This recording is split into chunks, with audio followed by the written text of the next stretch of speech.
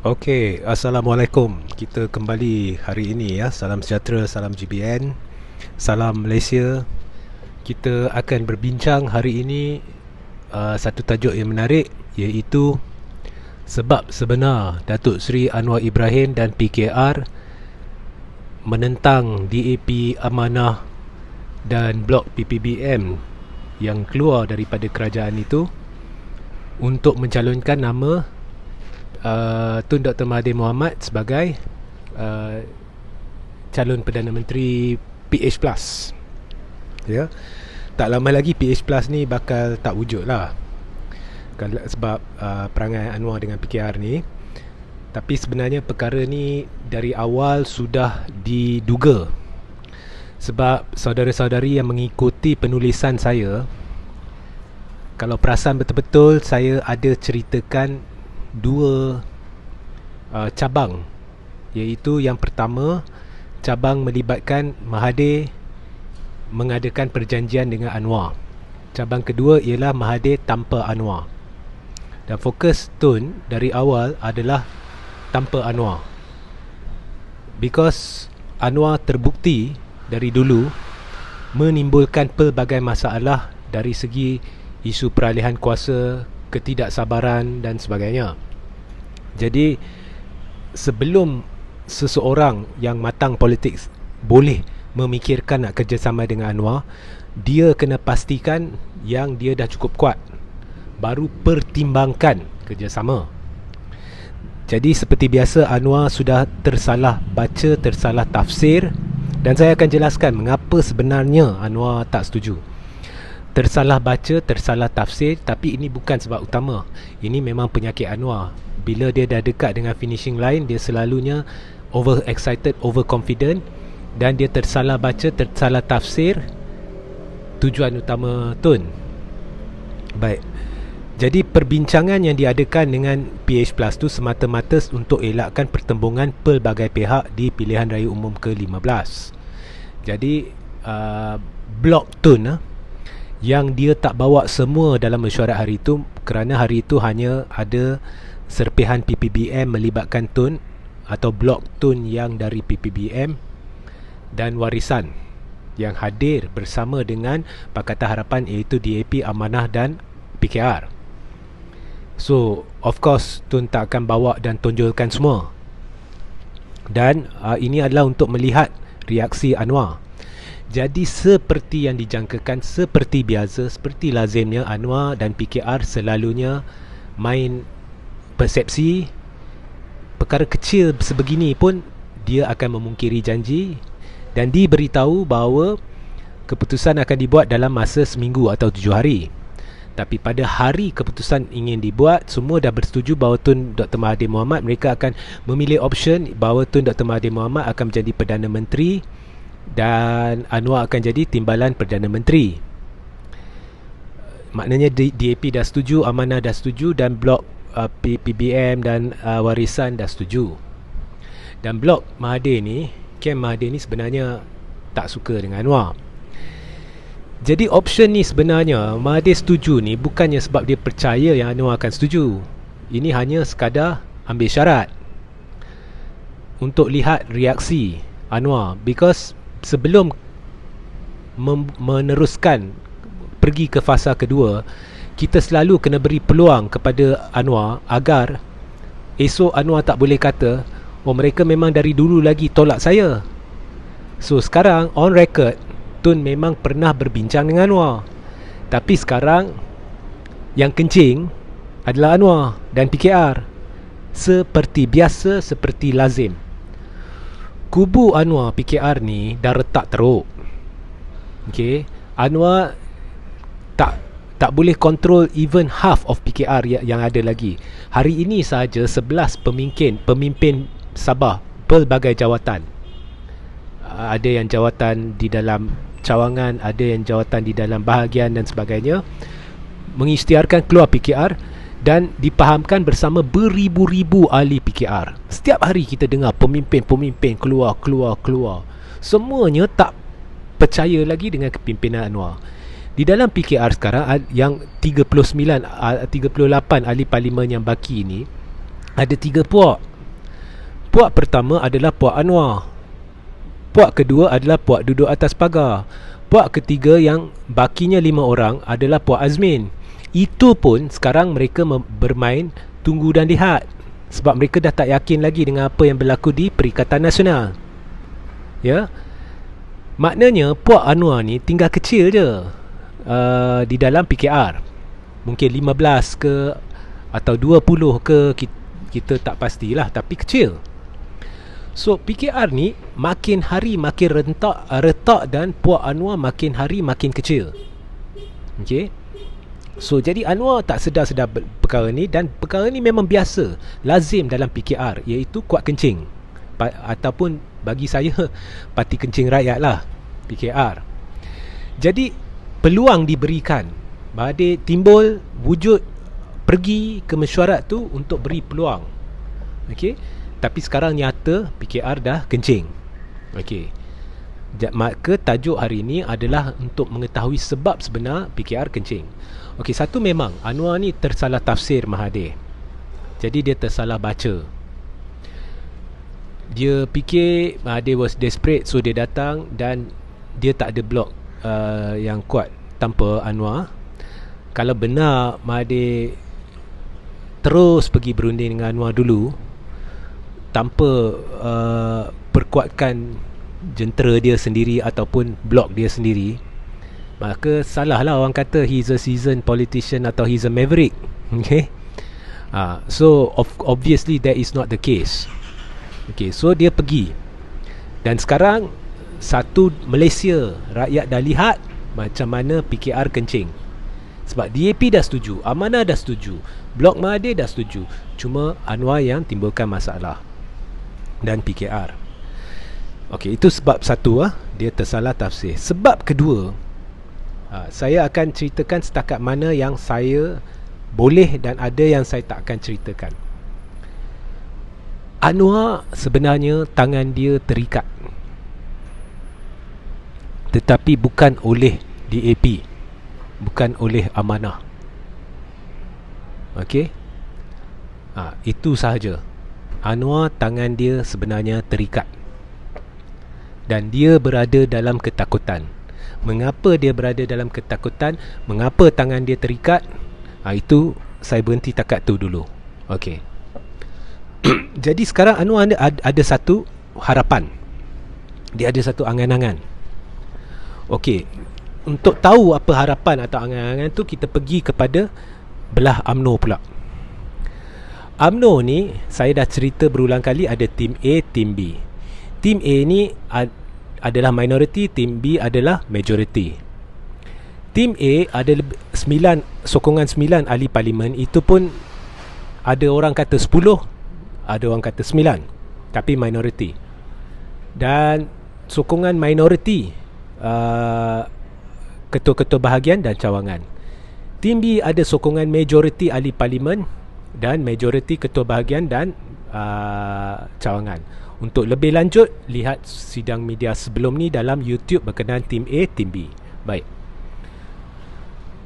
Apabila kita cerita babak link sidang media tu, link YouTube saya di bawah. Apabila kita cerita tim A, tim B, tim A ni merangkumi majoriti kepimpinan tertinggi UMNO. Bukan semua, tapi majoriti, dan ahli-ahli majlis kepimpinan tertinggi UMNO yang dilantik. Saya dah beritahu berulang kali. Baik.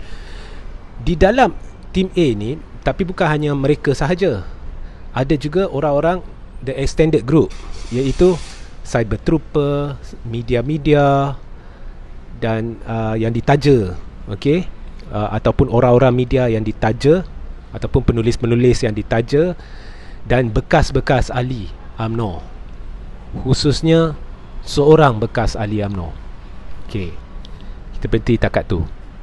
Jadi itu cerita tim A, tim B. Dan tim B, ikon-ikon dia yang tak memegang jawatan is Datuk Seri Najib Tun Razak. Yang memegang jawatan is seperti Tajuddin Abdul Rahman, Nur Omar. Dan Nur Omar baru ni letak jawatan sebagai pengerusi MISC, hanya selepas 2 minggu dilantik. Kemudian ada Anwar Musa, kemudian ada Bong Mokhtar. Terberhenti takat tu. Jadi untuk mengetahui lebih dalam Saya sebelum ni dah cerita berkenaan dengan tim A mengapa dia pegang PAS. Sepintas lalu, tim A lepas pilihan raya, saham UMNO jatuh teruk dan saham PAS naik mendadak tiba-tiba. Sebab apa? Pada lepas pilihan raya umum, masyarakat Melayu Islam nampak dengan jelas, bukan hanya ada kata-kata lompat daripada UMNO, PAS dalam keadaan dalam keadaan politik yang cukup hebat, ancaman politik yang hebat daripada PH semasa pilihan raya. PAS mampu pertahankan benteng-benteng di Terengganu dan Kelantan. So automatik PAS jadi benteng terakhir untuk mempertahankan Islam. Jadi saham PAS naik melonjak. Jadi tim B automatically saham UMNO jatuh mendadak. Dan tim A yang sebelum pilihan raya umum ke-14 adalah terdiri daripada pemimpin-pemimpin negara, ya, saham mereka ataupun support mereka daripada ketua-ketua bahagian dan ketua-ketua cawangan dan ahli-ahli parlimen menjunam. Itulah tim B jadi majoriti dan tim B jadi kuat. Jadi tim B sebenarnya, pemimpin-pemimpin tim B ni nak buat penjenamaan semula UMNO. Tapi tim A dah tahu kalau dibuat penjenamaan semula UMNO dan Barisan Nasional, tim A akan hancur, akan terkubur. Sebab tim B nak perubahan yang ketara dalam pucuk kepimpinan UMNO dan Barisan Nasional. Jadi tim A dia ambil keputusan untuk lanjutkan apa yang telah dimulakan sebelum PRU 14. Sebelum PRU 14 memang tim A lah yang cetuskan kerjasama antara UMNO dan PAS. Jadi beberapa pemimpin tim A ni mengambil keputusan, marilah kita lanjutkan kerjasama itu kepada sesuatu yang lebih kukuh. Dan di situ timbul konsep penyatuan ummah yang akhirnya menjurus kepada Muafakat Nasional. Mengapa dia beralih dari penyatuan ummah ke Muafakat Nasional? Sebab lambat laun, lama-lama ada juga orang bising termasuk saya. Lama-lama timbul kesedaran bahawa sebenarnya apa yang PAS dengan UMNO lakukan ni bukannya perpaduan ummah, ianya sebenarnya penyatuan parti-parti politik semata-mata. Jadi itulah dia timbulkan Muafakat Nasional. Dia tukar daripada penyatuan ummah kepada Muafakat Nasional. Lebih-lebih itu banyak saya dah cerita dalam sidang-sidang sebelum. Tapi tim A keluarkan, dia taja lah trupa-trupa, dia taja kumpulan-kumpulan apa semua ni untuk timbulkan suasana perjuangan penyatuan ummah. Sebenarnya tak betul tema itu. Dan kumpulan-kumpulan ni di dalam media sosial, di dalam aktivisme dan sebagainya, mereka cuba lagakan Mahathir dengan Anwar dan timbulkan kebencian masyarakat Melayu Islam terhadap Mahathir. Okey. Jadi lepas itu tim A buat benda ni bukannya sebab dia percaya benda tu, sebab dia nak elakkan daripada berlakunya rebranding UMNO. Sebab kalau rebranding UMNO, tim A akan terkubur. Dan juga tim A sebenarnya tahu lepas pilihan raya umum ke-14 bahawa untuk UMNO pegang semula tampuk kepimpinan negara dalam PRU 15 ni tak mungkin. Sampai hari ni dia tahu tak mungkin. Jadi dengan berpaut pada PAS, dia naikkan saham dia dan secara tidak langsung dia timbulkan persepsi kononnya Muafakat Nasional akan menang besar. Itu adalah satu propaganda. Sebenarnya daripada awal tim A hanya ingin menakluki hampir ke semua kubu kuat Barisan Nasional di negeri-negeri Semenanjung. Sebab dia tahu untuk pegang kembali tampuk kepimpinan negara di PRU 16, bukan 15, 16, dia perlu dulu tawan balik semua negeri-negeri di Semenanjung yang dulu kubu kuat BN, termasuk Johor yang merupakan kubu kuat Muhyiddin. Sebab itu dia pegang Muhyiddin. Dan lepas itu beransur-ansur, sebab bila anda pegang negeri, ada akses kepada semua jentera pentadbiran negeri. Dengan akses kepada jentera pentadbiran kerajaan negeri, senanglah kerja untuk buat kerja lah, untuk memperkembangkan sayap. Dan akhirnya pada PRU 16 barulah fikirkan nak tawan balik negara. Itulah yang sebenarnya tim A buat. Maknanya anda semua tertipu. Anda semua tertipu yang duk melaung-laungkan MN akan menang besar, MN akan menang besar. Anda semua tertipu. Dan analisis terperinci, andai kata PH Plus, andai kata Mahathir bersama PH Plus dan versus PN Mengapa PH Plus akan menang, saya dah buat dalam satu sidang lepas, boleh rujuk. Baik. So itulah matlamat tim A. Dan dari awal lagi dia dah nak percepatkan dia punya PRU 15. Jadi apabila benda ni saya dah cerita, tapi saya terpaksa ulang beberapa bahagian sebab saya nak menjurus kepada mengapa Anwar buat keputusan untuk tidak terima Mahathir. Jadi apabila dia percepatkan PRU 15 sebab dia nak percepatkan PRU 15 untuk tawan negeri, dan kemudiannya saya jangka dia akan percepatkan PRU 16 untuk tawan negara. Jadi mungkin lepas PRU 15 saya jangka je lah, mungkin lepas 3 tahun akan ada PRU 16 dan kemudian UMNO kembali berkuasa. Itulah cara dia fikir. Jadi tim A buat apa? Dia lagakan semua orang. Dia lagakan PKR dengan adanya kumpulan-kumpulan penyatuan apa semuanya lah. Dia lagakan Anwar dengan Mahathir dan sebagainya. Tapi pada masa yang sama, tim B saya dah cerita dulu tengah mengadakan satu perjumpaan siri perbincangan rahsia dengan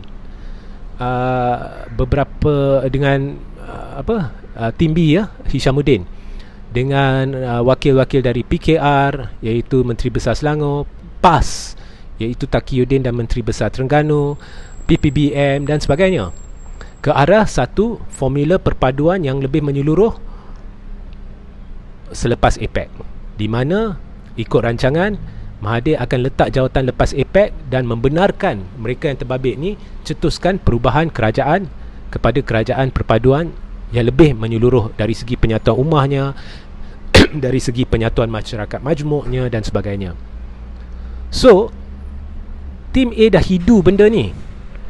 Jadi apa tim A buat? Ada satu dua pemimpin tu dia pergi cucuk satu camp dalam PPBM. Kita namakan camp ini Camp Muhyiddin. Dia cucuk orang ni untuk yakinkan camp ini bahawa Anwar sebenarnya sudah terdesak, dan Anwar, DAP dan Amanah merancang untuk menerkam Mahathir sebelum, sebab mereka tak mau tunggu sampai APEC, maka mereka akan menerkam Mahathir sebelum bulan Mei dan Anwar akan jadi Perdana Menteri. Jadi mereka cucuk sehingga kumpulan ni percaya, dan kumpulan ni berjaya meyakinkan majoriti ahli parlimen. Jadi oleh kerana percaya benda ni, maka ahli-ahli parlimen PPBM ni memang tak suka Anwar. Jadi mereka bersetuju dengan Camp Muhyiddin untuk keluar daripada Pakatan Harapan dan untuk bersama dengan UMNO secara seketul en blok dan PAS dalam Perikatan Nasional. Jadi matlamat tim A sebenarnya adalah untuk pasti cantas tim B ni, sebab dia ingin PAS sentiasa bersama tim A, bukan tim B. Juga dia ingin cantas kerajaan perpaduan Mahathir yang penyatuannya lebih menyeluruh dari segi Melayu Islam ni pada bulan November. Jadi sebab tim A memang dari awal dah rancang untuk adakan PRU tahun ni. Jadi jika rancangan Mahathir percaya, rancangan mereka gagal. Jadi mereka cantas awal tu, yang cucuk tu, dan mereka berjaya cantas. Dan juga tim A ni sebenarnya dia nak pastikan bahawa PPBM ni berpecah, PKR berpecah dan sebagainya. Okey, baik. Jadi Camp Muhyiddin bersetujulah.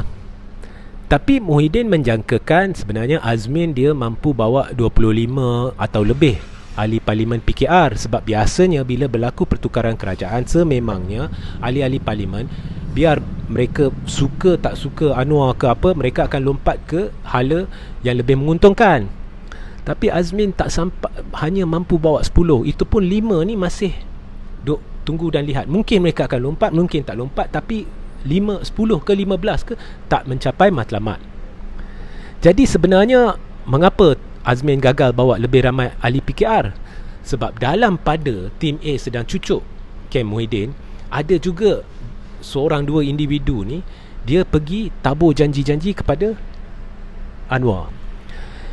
Jadi lepas dah tabur janji-janji itu, maka confidence Anwar bahawa sesuatu yang solid akan terjadi meningkat. Jadi dengan confidence ni, dengan janji-janji ni, dia pergi ceritalah dengan ahli-ahli parlimen yang kuncu-kuncu dia tu, sehingga boleh menahan mereka daripada pergi bersama Azmin. Jadi secara tidak langsung tim A turut telah berjaya untuk memastikan kerajaan Muhyiddin adalah kerajaan yang rapuh. Okey. Itulah yang dibuat. Mengapa? Sebab tim A memang bercadang nak runtuhkan kerajaan persekutuan ataupun kerajaan pimpinan Perikatan Nasional. Jadi 9 hingga 10 ahli parlimen tim A ni bercadang untuk ikut perancangan asal untuk keluar daripada Perikatan Nasional, untuk robohkan. Okey. Dan mereka mengharapkan PAS ikut. Jadi jika PAS ikut, maka akan berlaku, andai kita untuk senang berkira kita ambil 10 lah, walaupun 9 tapi kita ambil 10. Jadi 10 tim A campur PAS 18 jadi 28. Dan sudah semestinya, sebab tim B memang dari awal tim B dengan tim A ni tak serasi. Tetapi oleh kerana rancangan Perikatan Nasional ni bukan rancangan tim B, jadi sudah semestinya tim B akan ikut. Jadi bila tim B ikut, walaupun dengan PAS dengan tim A pun dah 28 pun confirm Perikatan Nasional akan tumbang, tambah lagi dengan tim B ni, itu dah 61 ahli parlimen. Tambah pula GPS. Okey, GPS kita cerita kemudian. Okey. So, confirm lah, tumbang lah kalau tim A cetus lah benda ni. Itulah perancangan awal, dari awal tim A. Lepas sidang ini, lepas penulisan saya, mereka ubah rancangan ke apa, itu saya tak tahu sebab itu lumrah politik. Tapi inilah perancangan dia.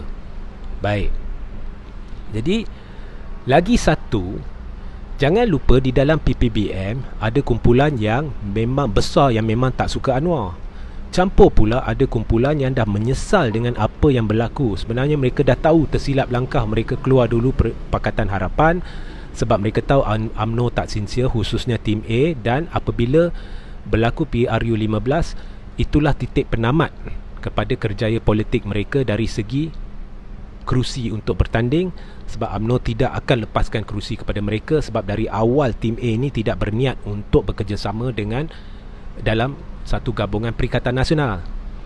Di situ saudara-saudari boleh lihat sebenarnya tim A juga telah memperdaya PAS, sebab PAS buat statement mereka memang dengan Perikatan Nasional. Di situ nampak percanggahan daripada segi matlamat, impian, tidur sebantal, mimpi lain-lain.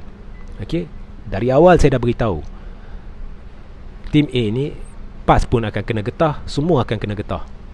Okey, dia ada agenda matlamat tersendiri. So sebab itu PAS boleh keluar statement lah ni sampai hari ni tim B tak boleh nak register Muafakat Nasional di ROS, tak boleh nak setuju untuk bersama Perikatan Nasional dalam kapasiti rasmi, walaupun PAS dah keluar kenyataan setuju. Macam-macam dia tak boleh buat. Okey, sebab dia ada niat ini. Baik. Dan seandainya runtuh, bukannya semua ahli parlimen dalam PPBM akan terus kekal bersama. Ada sebahagian besar akan lari ke Mahathir. Lah ni pun dah ada perbincangan-perbincangan secara rahsia. Mereka tidak ingin kepimpinan PPBM tahu, tapi ada. Okey. Sebab mereka tak setuju dengan apa yang berlaku. Okey. So jadi sudah ada kesedaran seorang dua pemimpin. Saya cerita Perikatan Nasional lah secara umum, sebab tak ada pun niat menamakan siapa. Saya tak ada niat.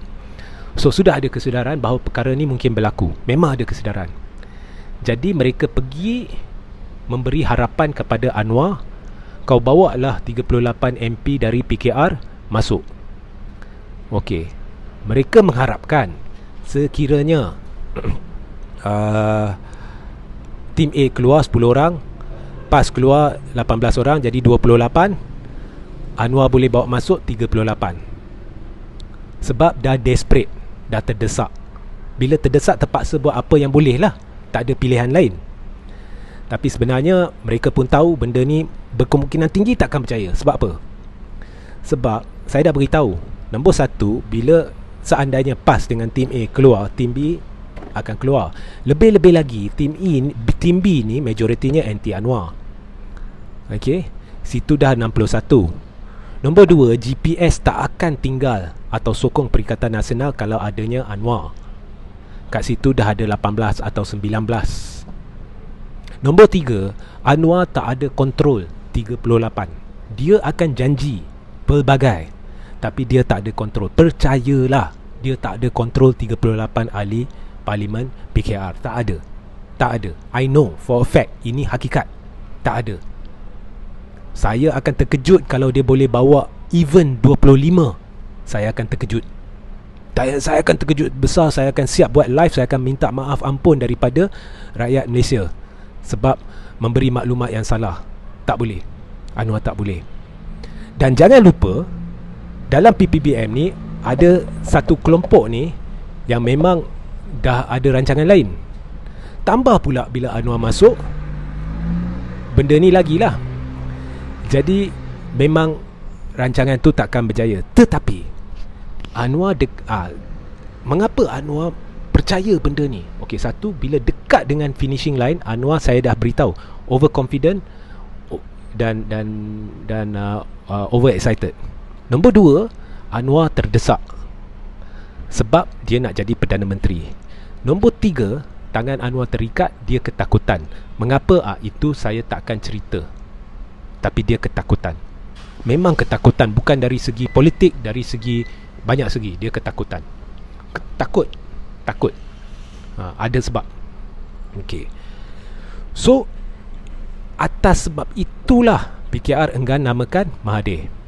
Dan DAP dan Amanah sudah bau. Rupa-rupanya Anwar ni, dia boleh tinggalkan rakan dia semata-mata kuasa dan kedudukan. Hari ini baru mata DAP, mata Lim Kit Siang, mata Amanah semua terbuka. Mereka dah sedar bahawa inilah Anwar.